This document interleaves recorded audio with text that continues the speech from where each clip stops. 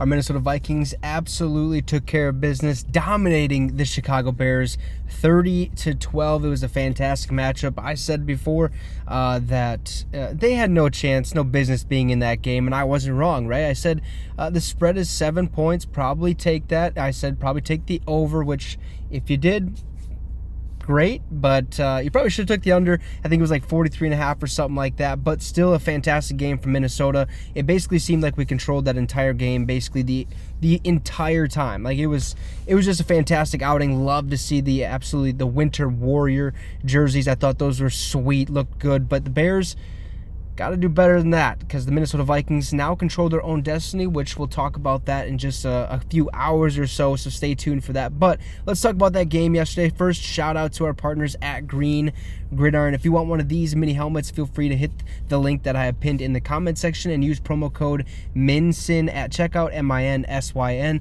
to receive a small discount on your purchase. And if they already have a current deal going on, you can stack the promo code on top of that to receive an additional percentage off of your purchase. So Aaron Jones, and Cam Akers had touchdown runs in the second half to complement a smothering performance by the Minnesota defense. And the Vikings moved into a tie for first place in the NFC North on Monday night by beating the Chicago Bears 30-12 for their 7th consecutive victory. Justin Jefferson had 7 catches for 73 yards, among them a touchdown from Sam Darnold in the first quarter that was set up by a Jonathan Grenard sack and forced fumble on Caleb Williams. Now, Jefferson should have had 2 touchdowns. Got to look that ball all the way in. We know what we're talking about, or you guys should know what I'm talking about. He had a drop right next to the end zone. But Caleb Williams managed to keep alive his NFL rookie record streak of 286 straight passes without an interception for the 8th straight game, but the Bears, who are 4-10, have lost all of those. The first overall pick in the 2024 draft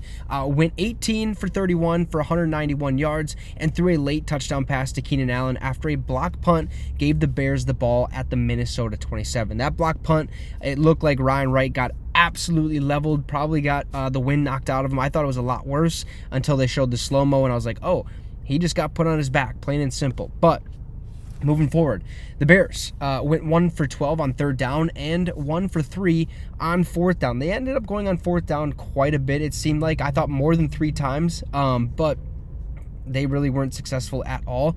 Now, Darnold, he went 24 of 40 for 231 yards and threw his first interception in 5 games for the Vikings, who are 12-2 now, who clinched a playoff spot because Seattle Seahawks lost to the Green Bay Packers just the night before. Now, they've got the division title squarely on their radar after Detroit's 11-game winning streak was stopped by the Buffalo Bills on Sunday.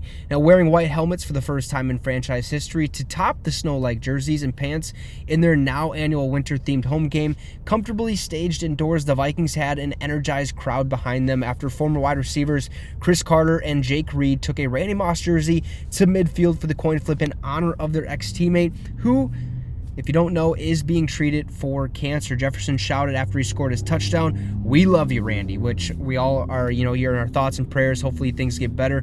It's a very unfortunate situation. For the Bears, DeAndre Swift rushed 19 times for 79 yards. And he's been outscored the Bears have been scored 53-0 in the first half over the last 3 games. Not great. Now, according to Sport Radar, they're the first team with 3 consecutive scoreless first halves since Jacksonville in 2018. That was a very, very bad Jaguars team. Now, the Bears have been reeling not simply because of the losing streak, but their 2-6 record in games decided by a touchdown or less.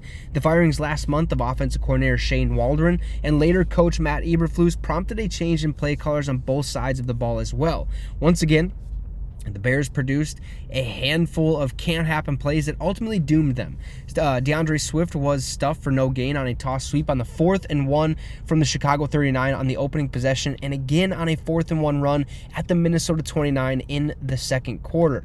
Now, in the third quarter, Swift had a short touchdown run negated by a penalty when backup center Doug Kramer neglected to report as an eligible receiver when he'd entered the game as an extra blocker at the goal line. He actually came into the game, didn't even look at the ref, didn't even look at his eyes. It just went into the huddle, set up as fullback was used as a blocker basically, and they get a touchdown. Or so they thought. Then the flag was thrown, realizes, oh yeah, he didn't report. The very next play, I think 2 plays after that, he came in, he did report that time, so he learned from his mistake. But after that, rookie Kieran Amigadije or something like that, excuse me if I said your name wrong, who took 3 penalties in the first NFL start, was beaten badly by Grenard on the strip sack, was called for holding. The Bears settled for a short field goal. All in all, the Minnesota Vikings completely dominated this game. Didn't seem like the Bears were anywhere near winning this one. We had full control the entire 4 quarters, if you will, and the Minnesota Vikings moved to 12-2 on the season. You guys let me know your thoughts in the comment section down below, and don't forget to hit that link that's pinned in the comment section and use promo code MINSIN at checkout. Have a great rest of the night, folks, and Skol Vikes.